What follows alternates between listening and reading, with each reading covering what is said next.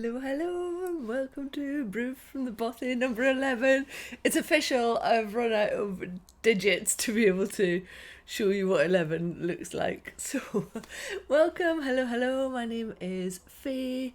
I'm coming to you from my creative studio, which is called the Bothy in Cheshire in England, although the accent is very much Scottish. So, if you're new here, I spend the time captioning every single episode because my accent doesn't do well with YouTube's native caption thingy, bit of kit, bit of AI, so I always go in and caption it. There will still be mistakes in there, but I try really hard to properly represent what it is that I'm trying to say. So pop captions on if you struggle with my accent. You can also slow me down in YouTube if you need that too, because I'm not a particularly slow talker, but I am always full of enthusiasm pretty much. So hello, welcome back. Another episode, another little hump day, Wednesday.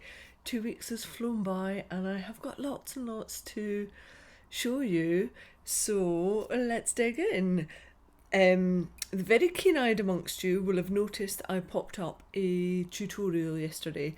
If you're really new here, then you maybe don't know that I do tutorials as well for knit and crochet, predominantly crochet, because that's like my favourite space to be, and it's also, I think, the space that is developing most quickly at the moment, so that's where I want to be.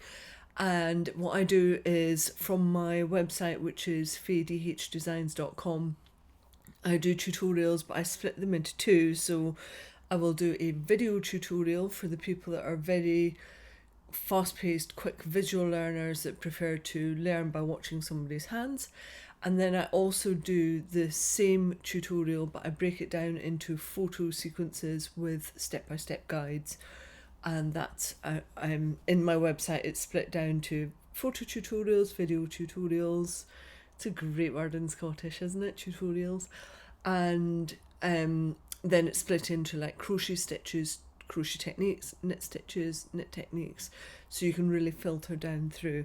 And the ones that I just uploaded, because they're very apt for the work that I've just finished, are on cross stitches. So I've done one big video which covers 2 treble crosses, 2 DC crochets in US terminology, and 3. And I've also taken a little look at how it works if you alternate rows with a 3 cross stitch with double slip stitch, like a very quick look at that. But mainly it's about how you do these 2 cross stitches, where you place your hook and how you work it. And that's kind of in advance of my kin cardigan going into the Journal of Scottish Yarns issue number 8. And also somebody asked me for support with my kin jumper, so I like to be able to react to what people need, and that's part of it. So on that, is there a tutorial that you would find really helpful that I can do for you? Is there a technique, knit or crochet, that you just can't get your head around? I'll give you an example, and I'll be able to show it to you when I show you my finished objects. I wanted to do a 2x2 sewn invisible bind off on a jumper that I just finished. And the tutorials were good, but they were like overly convoluted and didn't break it down step by step. And that's what I really love doing is, okay, how can I simplify that? How can I make it easier to understand so you know that you've got repeatable steps? That's where I really come into my own, I think. And so I will be doing a tutorial on a 2x2 knitted rib sewn invisible bind off, because the ones I found out there were perfectly good, but if you've got a brain that gets easily muddled up, then having that easy repeat is very useful. Right, let me just get my big hand and shove the blind up, otherwise I'm going to look like I've got laser eyes. Hold on. I have this very handy vintage mitten blocking tool which doubles up as a blind pusher-upper. Vintage things are always more useful than the one thing you buy them for, I find. So, yes, those blogs, I'll link to them in the drop down if you fancy having a look at cross stitches. They're really interesting to work. They create beautiful texture, especially if you alternate them with a different row, because then all your stitches stack in the same direction. So yeah, that's up there. And then I've got more tutorials coming, including, finally, I will be working on the pattern tutorial for the knitted pearl pop cowl that I did a little while ago. That just hasn't quite risen to the top of the list, so it's on its way. It's coming. Right, let's have a slurp of water. Okay, so what else have I got? There's been a lot going on. Let's have a look at what is on my hook. I got two things to show you. The first, I think I'd only mentioned the wool last time round, and it's gone from me only mentioning the wool to me being halfway through a blanket. I just couldn't put this down. This is my Strata blanket. I spoke about it last time because I wanted to remake it in something that wasn't a roving yarn. I had originally used the West Yorkshire Spinners Retreat roving yarn, and being perfectly honest, I don't know what else I would use it for. I've seen people use it in garments. I'm not sure it stands up that well. So therefore then you would default to homewares, and I don't think it stood up that well to homewares.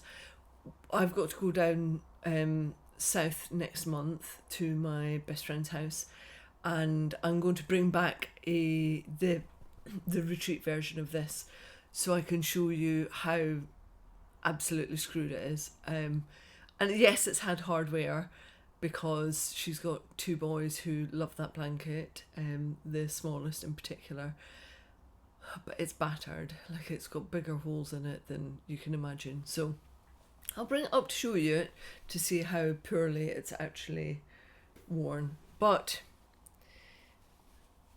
it's made me do this new version, which I haven't been able to put down. It's 2 row repeats.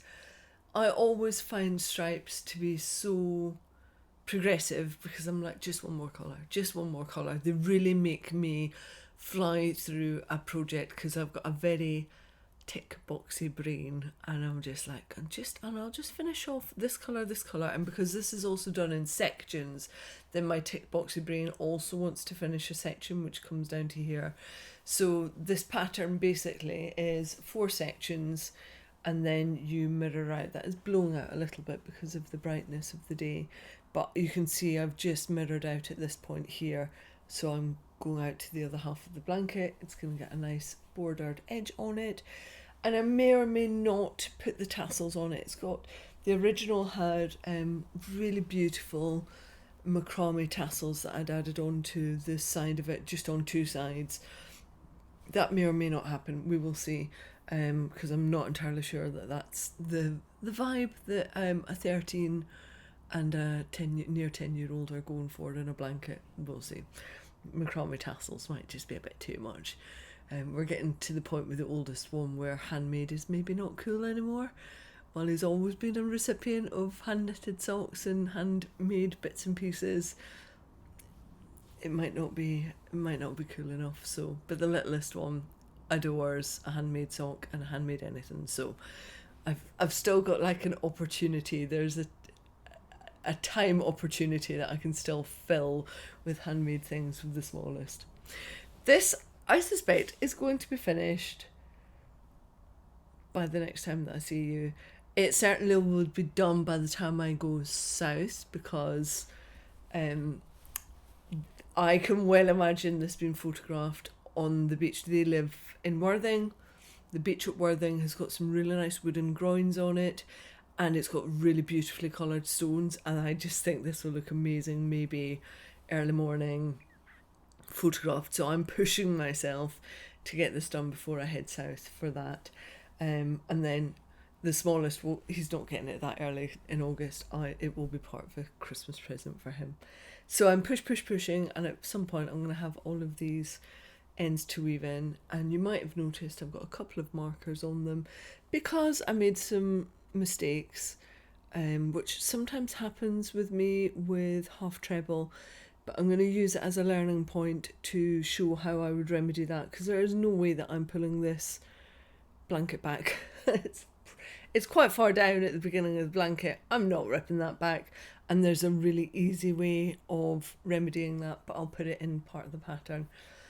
Plan for this pattern is to actually also do this as a YouTube tutorial and have it out as a free pattern and have a backup PDF of my website as well. So this will be coming at some point in the future, and the yarn for this will wool, 100% wool. It's 100% recycled wool. It's called Woodland by King Cole.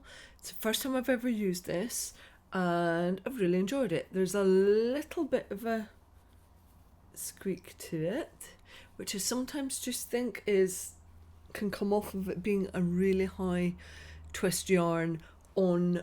I use aluminium hooks, and I sometimes think that it's that.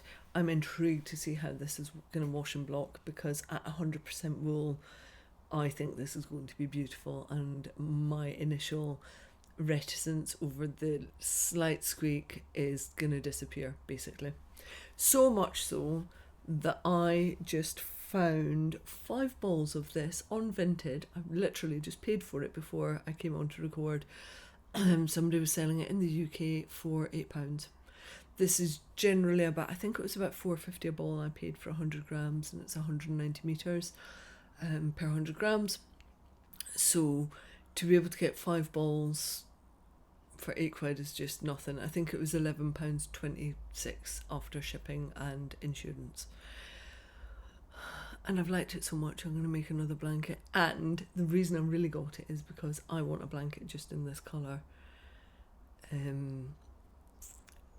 For another blanket, it's going to look like a lot like this. And sorry, something big and furry just ran across the top of the barn, our neighbour's barn. It's like an old farm barn. It's not housing or anything. I'm hoping it was a squirrel and not a rat. Let's say it was a squirrel. There was a big grey furry squirrel that just ran. Sorry, that caught my attention. I want to make more of this. I really have enjoyed working with the wool. It works up so quickly, and the stitch definition on it is really nice. So the idea of being able to make yet another blanket that's like affordable and quick to make up, I couldn't pass it up. So more on this next time round. It's the same stitch that I did my Strata cardigan in. Do you notice there's a theme here? Strata blanket, Strata cardigan. So when I've got that ready to go, I'm also going to put up for free, this is my Strata bag.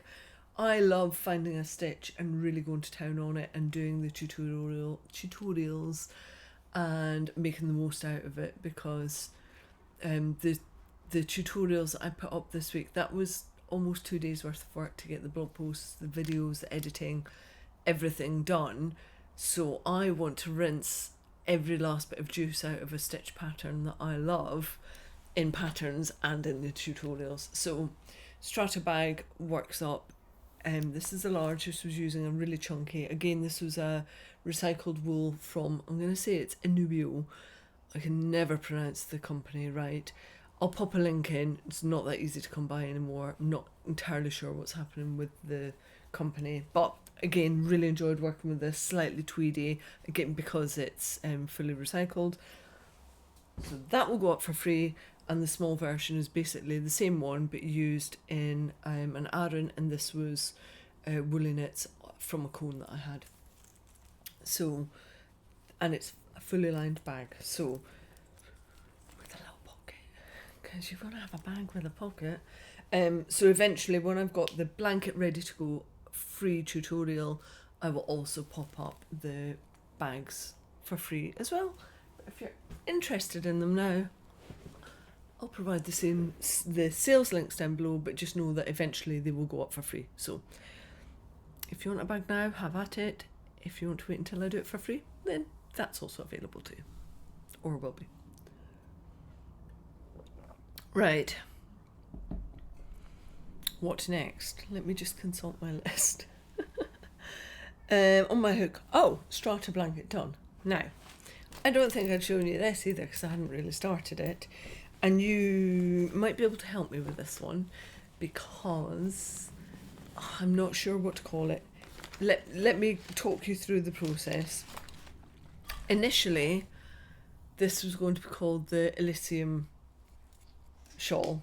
This is the one that I'm doing in the Irish Artisan Yarns. It's quite a luxurious skein. This is a one skein shawl that I'm working on crocheted, and it is merino silk and bamboo, I think is the mix, and the colourway is called Killy. Very kind of loch vibes, very blue lochs.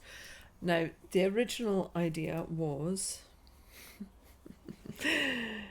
it was meant to be like, it's got puff stitches and a little vertical row that runs up it, and I was thinking this is like rows of corn vibes, so it was going to be called Elysium because, strength and honour, I love like Rome, I love Gladiator, and in Gladiator the original and the second one, that scene where Marcus Aurelius is going through the cornfield is so strong with the music. It's just, I hear that music and I'm taken back to that scene. So this was going to be called Elysium because the song, one of the versions of it is called Elysium, and I thought it's just really nice little subtle puff stitch.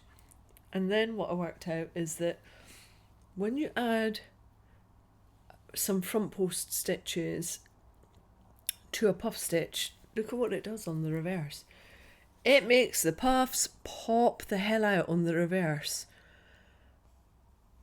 So this is like a shawl of two halves. You can go subtle or not. And I wonder, so this is what I'm wondering. Can you help me? What am I going to call this? Because it's a shawl of two halves. I was thinking subtle or not, like the Fuji song, Ready or Not. I was thinking subtle, not subtle. So it was like sorry, not sorry. Then we came up with hide or seek, because seek and hide, so you could change depending on how you feel on that day. You could be a little bit more poppy with it, or you could hide it. I just don't know what to call it because Elysium no longer feels like the thing. I took it to the craft club that I run, and I said, does it look like fields of corn? And they were like, no, not really. I was not calling it Elysium then, am I? So I need a name for this, but I really love the play on like having it as something subtle or something not. And I think I'm erring towards hide or seek at the moment, but any other ideas gratefully received, and if I like it enough, this is what the shawl will be called. This is a one skeiner, so it's not going to grow too much more lengthwise. It will block out, and it is literally like a little, it will be enough that you can tie it around, wear this to the back or to the front. It's meant to be long but shallow, which is how it will block out and look in the end. So, am I promising that I might have this done for the next? I might also have this done for the next podcast. If not, it will be near as damn it. And I also haven't decided yet whether I want to put a border on it. I really quite like the way that the edge looks at the moment, and again it's quite subtle, and I think if I do add a border, it's going to be out like a little set of mini puff stitches coming down, possibly. That might look a little bit too much. We'll see. I need to play with that and see where it goes. But again, this is one of those patterns where you could just extend. It will be written as a one skeiner, but there's a pattern repeat within there which is really simple to follow. There's always a formula in the numbers, and some designs just flow off the hook or needles, and some you need to go into Excel and find the formula, and this is one where I had to go into Excel and find the formula and find where the repeat is, and I keep on playing with numbers until I find the repeat that works, and then that's what I represent on the hooks. So what that means is when you find that formula and find that repeat, you can make something as a one skein 100 gram project, but if you want it to be much bigger, you can put instructions into the pattern to just keep on going. So the shawl, the nameless shawl, shall be named. Please help me. I'd love to hear your suggestions, and that will get a name and be finished. This needs to be done. Pattern written, which I've started. I've done the charts, and it needs to be ready for yarn deal, which is at the end of September. It's fine. We've got lots of time. Deb, my tech editor, knows it's coming. So yeah, that is coming.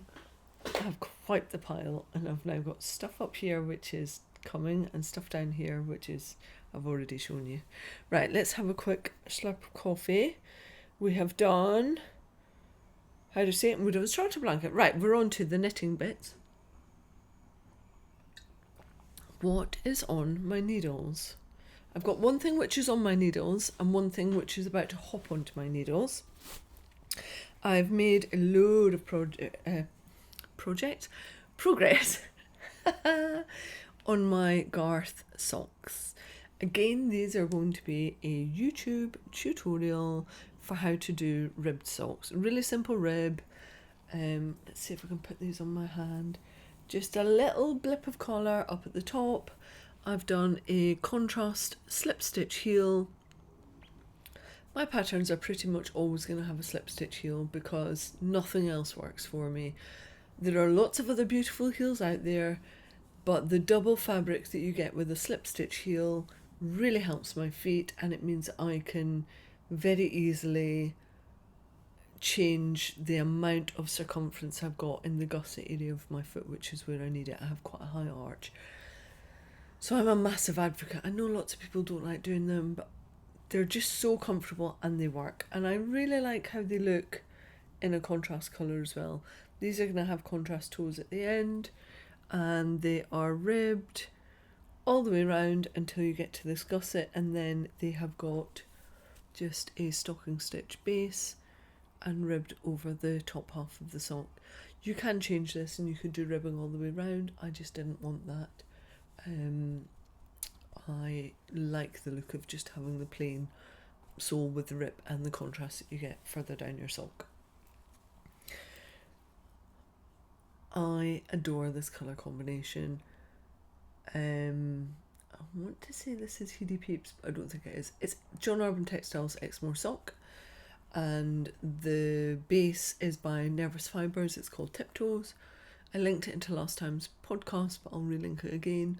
And again, this is on the Exmoor sock base, but it's been hand dyed by Charlotte and Nervous Fibres. So the two obviously play really well together because they're the same yarn base. I will crack on with this. My plan is to make one and then do the tutorial for the second one. So while I'm describing how different elements work, I will have a blocked sock there so I can show very clearly what it is that I'm talking about. So that is the plan. This is probably a bit more long term though, because I will also do a 1x1 rib sock, shorty sock at the same time within the same tutorial, or as a second tutorial.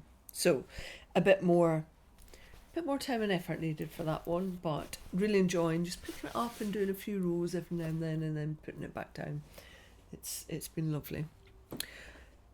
Now the thing that I said I was most likely to jump onto my needles, I showed this book off a few weeks ago. It's Summer Knits by Sari Nordland, and I said that I wanted to make a summer top, and this is the one that I have plumbed for. It's called Knox, and I'm interested to look at the construction because on this model it seems to flow backwards a little bit. That might just be her body shape. And then on this model, same top, it seems a little bit fluted at the top, and again that just might be the yarn that they've used and the size on her body shape. But I really like, it's not quite racer back, but I like the back and the front of this, and that it's quite covered, and also that the straps are thick enough to cover a bra strap. There are other summer tops in this that I really like, but the straps are much thinner, and I am big boobed, so the idea of a strapless bra so that I could wear a thinner strapped top just doesn't sit well with me, and otherwise I would then do a thinner strapless top with a bra but have to wear something over the top of it. And I find that crossover of wearing a knitted or crocheted undertop with something over the top of it a bit weird. I don't know why. I think I've just never found the two things that sit really well together. And I wouldn't do like a double denim effect, I don't think. Maybe I would. Like, I wouldn't want two knitted things in the same yarn, in the same colour as like a cardigan and a top, a bit twin set pearls. I don't think I would do that. So I'm always looking for a summer top that would have a wider thing that I can just wear, a bit like the one that I've got on today, that I can just wear without worrying about it. I really don't like having my bra strap showing. I don't know why. I just don't like it, and I don't like it when tops come too far in at the back either. So it might not show up here and on the front, but the bra strap shows at the back. I'm just not a fan of it. So Knox, I'm hoping, is going to solve all of my summer top issues. We shall see.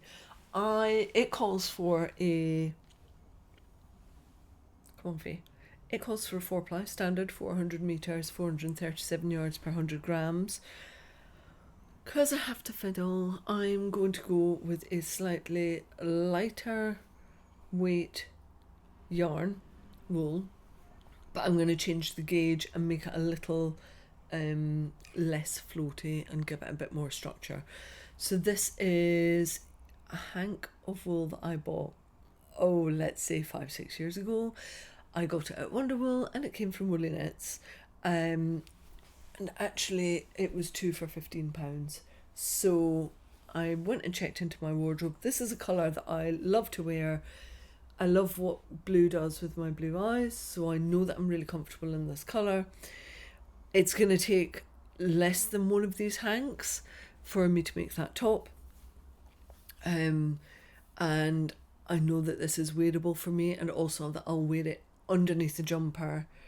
So I know what I've just said about wearing like two things, but I mean two things where you've got a top that's obvious and seen when you're wearing it. This is light enough that I would wear it underneath another woolen jumper for like a double layer of warmth in the winter, but not double layer on my arms, because I hate having like sweaty. I just hate overheating basically. So this comes in, I think, at 470 or 490 meters per 100 grams. So it's quite a thin, bordering light lace weight yarn. But I'm really keen to get this on my needles. One of the reasons I'm keen for it is because once I've tried out that top style, I then want to design a crochet summer top for next summer, size inclusive, that is not a dissimilar style. So by having made my own, I can then work out what works for me, where I can change it, what alterations I can make, and then I can work on finding a really nice stitch that I love for crochet. I think I've got an idea in my head for a really simple pared back crocheted summer top. So that's where I'm going with this. So do it in knit, use the same yarn, so I'm understanding what the yarn can do in the knit version for me, and then apply all of that learning into a summer crochet top for next year. That's the grand plan. We'll see if it pulls off or not. That is it for On My Needles.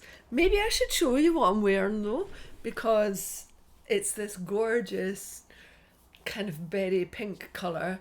The top is called the Achillea top by Helena Timms. It is in John Arbon Textiles Appledore lace, which is quite a structured lace. It's like sturdy and it sits there. So when you do lace and little cabley bits and you put details into your pattern, it really sits there in this yarn, and it's like, I'm not moving, and it just does exactly what you want it to do.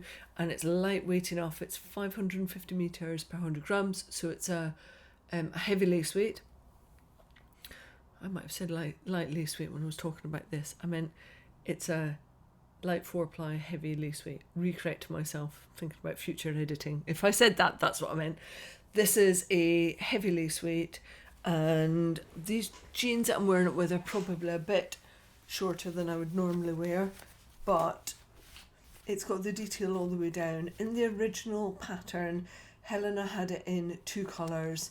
That's just not me, so I did it in 1 colour, and this was a special called Sugar Bush, and the pattern goes all the way around. Really wearable. It's not like all up in my armpits, and it does also have shoulder sloping details here. Yeah, I wear this a lot in the summer. Top tip for you is, if you like little tops like this, even under your knitted and crochet jumpers as well, I often in the summer or in the lighter months pair it with like a little satin top, because what that does is it allows the wool to just move around your body, and it stops it from sticking to your body. So I've got like bits here that I don't love, but by wearing a satin top and then this over the top of it, it just makes the wool and the yarn flow over the top of it. If this was a cotton or a wool top underneath, it would all stick and bunch, and they kind of felt together on your body a little bit. But these little satin tops stop that from happening. Top tip. I'm always giving this tip out because it makes such a difference to how I wear wool and how I feel when I'm wearing wool. Let me just take this off and show you the other thing that I have. I finished my Astrid jumper, and lo, Prosecco did not ruin my jumper. It blocked out and it was totally fine. If anything, I maybe didn't knit it long enough, but it's a bottom up jumper. I am not re-knitting it. Let me show you. I love this. Love, love, love. This is going to be a staple in my winter wardrobe. I can imagine this with like long jewellery on to really jazz it up a little bit. I like how it curves round from there. It's longer at the back than it is at the front. Let me show you that. There we go. And Prosecco did not ruin my jumper. The sleeves are a good length on me. You can kind of see the pink of my top underneath, which is exactly what I was after. I didn't want... I've got lots of quite heavyweight jumpers in my wardrobe, and I just wanted something that was a lot lighter but airier. And I have deliberately... This is much less positive ease on my version than there is in the pattern. Because, yeah, it's a Knitting for Olive pattern. It's called Astrid, and it is yet another pattern shown on a very skinny blonde model with bags of ease, because, like, she's rake thin. And that doesn't look good on me. I like this. Now, I'm in the process. I'm training again for the second half of the West Highland Weight, so I know that I'm about to build muscle mass again and lose weight again. And so I've deliberately gone for something that is a little bit snugger, knowing where I'm likely to be come October time, November time. I'm just generally on a bit of a fitness kick, so I know what that means for my body. I love this. Really love it. I've not worn it. This is the second time I've tried it on since I got over my Prosecco disaster and finished it off. Well, my near Prosecco disaster, and it wasn't. You honestly wouldn't know where that shonky gauge was. Really happy with this jumper. This was Exmoor sock by John Arbon Textiles. I think it's something like 350 grams, or maybe not even close.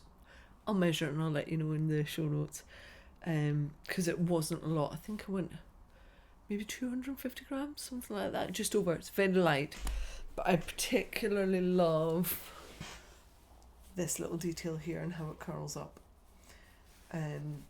Comfy. It's going to be a really good, easy wear. I love grey. I know it's not everybody's cup of tea, and some folks want much brighter colours. I'm a very pared back person. Like, this is a shocking colour for me to wear. I wouldn't normally wear something that is really this bright, but this is like comfortable colours for me. I'm very happy with this, with nice jewellery to jazz it up a little bit. That's how I would do it. Thoroughly recommend this pattern and playing about with it and getting different gauge and making it your own. It wasn't difficult to do. The only thing that I would point out, and this is probably on me and the way that I've done it, you do short row shaping here, and I can see where my German short rows ended a little bit, and I'm going to, I think if they bother me, if I'm fussed over it, I'm going to try doing some duplicate stitches over the top just to see if I can hide them a little bit. We'll see if I'm fussed by the time it comes to winter time and I'm wearing this. Who knows? Probably it'll never happen because I'll just start wearing it instead. But this is on. So if you see me at Yarndale in September, this is one of the outfit choices. I'm already pre-planning Yarndale outfits. This is one of the things I will be wearing. Astro Jumper by Olive Knits. Right. That was a whirlwind, wasn't it? Yeah, I'm done. I've shown you all the things. A lot of stuff to show you. That was a lot of stuff that's happened in the last 2 weeks. I think that's everything I need to tell you. It is. It's lovely that you want to come and spend time with me. Thank you so much. Hit me up in the comments. You will see from every single episode, if you comment, I come back to you. I am so serious about building a community here on YouTube and having a place where we can talk and you can pick my brains about stuff, or you can ask me for tutorials of certain things. If you want to know about British wools, if you want to tell me about wools that you're playing with or things that you think I don't know about yet, tell me. I am so inquisitive about this yarn space and sharing knowledge with each other that I can then push out further. Like, I love it. It genuinely lights me up and makes me so happy. So even if you just want to comment and say hello, I'm waving, do it. I just want to say hello and I just want to know that you're out there and that you're part of this. So thank you so much. I will be back in 2 weeks' time and let's see how much stuff, how many blankets and tops and all the things that I have started and got through. Thank you so much. See you soon.